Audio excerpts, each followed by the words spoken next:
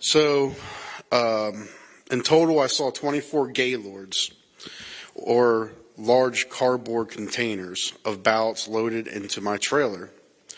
These gaylords contain plastic trays, I call them totes, but trays will work, of ballots stacked on top of each other. All the envelopes were the same size. I could see the envelopes had handwritten return addresses, and I could even tell that one was marked registered mail. That one was off to the side, all right? They were complete ballots. I didn't think much of it at the time. At Bethpage, I was first loaded with 2 tall gaylords. So picture that thing there, or this little representation here, but this tall, all right? So I was loaded with 2 tall gaylords, okay? And that were, where was I at?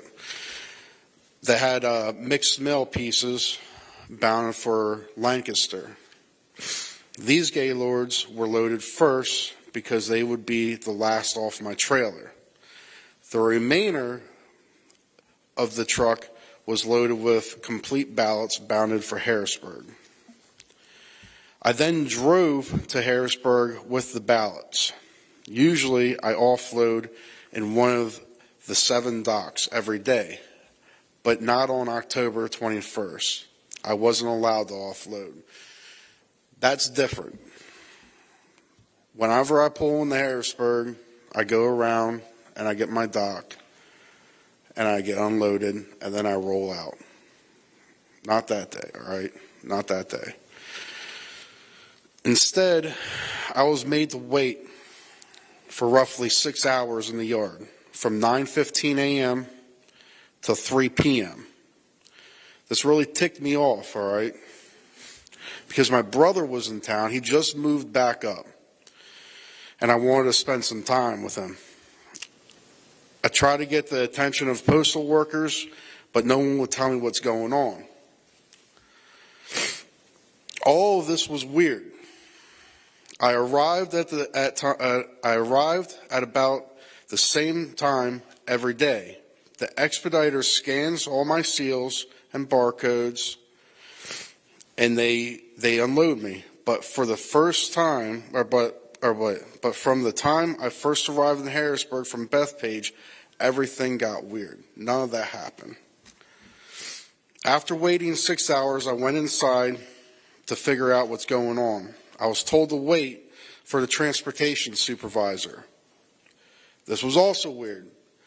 16 months I've been doing this. I haven't ever talked to the transportation supervisor for the United States Postal Service. I talk to an expediter. I come in, I see an expediter, that's who I deal with. If I have an issue, it's the expediter. I don't deal with anyone else but the expediter. I never talk to the United States Postal Service's transportation supervisor. Let's make that clear. I have my own transportation supervisor for the company that I work for. He's the one that gives me the details. He's the one that I listen to. I don't listen to this guy. He's the guy that would contact my boss if he needed something ran different.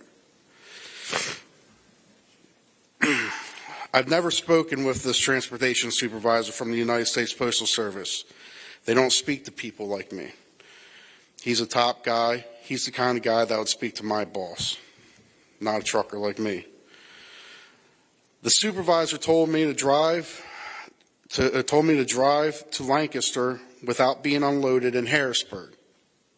This made no sense to me.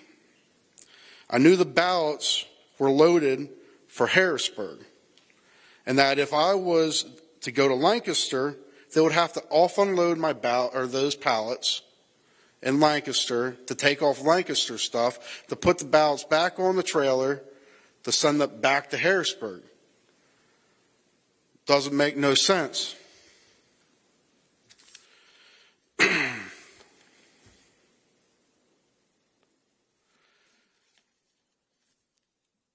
This was a real screw up in my thinking. I wanted my ticket. So whenever I go to a place, when I go there, and whenever I'll leave, I'll get a ticket. I'll get a ticket, a slip, whatever you want to call it. It's the date, time that I'm supposed to be there. It'll have my trailer number on it. It'll have how much I'm loaded. It'll have the seal number. It has my name. It'll have who was the expediter.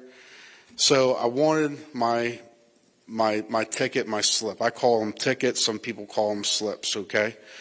And then because I was there for 6 hours, I wanted my late slip too, because I wanted to be paid for sitting in that yard for 6 hours.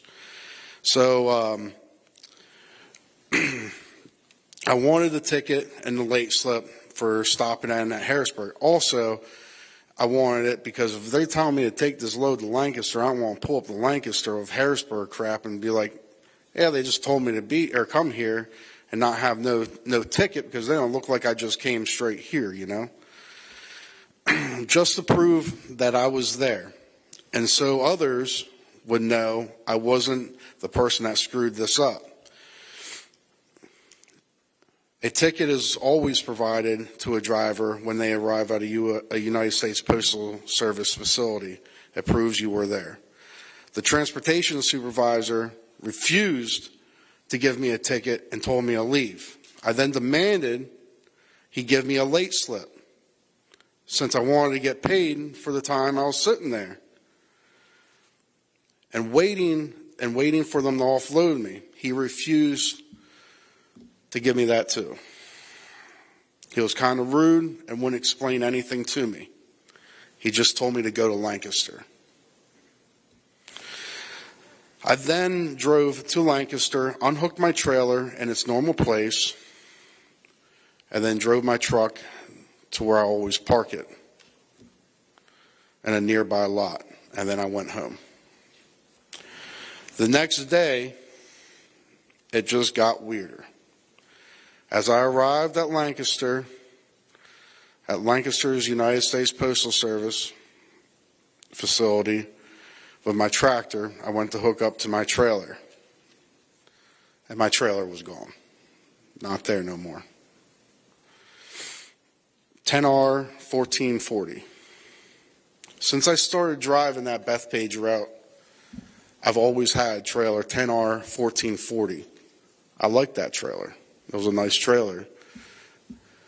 I know you guys probably don't really know nothing about truck driving or trailers or anything, but the rear tandems, if you're driving light, the rear tandems the front axle will actually go up. Nice air ride. The doors on it worked great. Some of the trailers that place has, you could honestly put it on the back of a carrier and drop it off in the middle of the ocean and no one would worry about it. So that trailer I really liked, okay?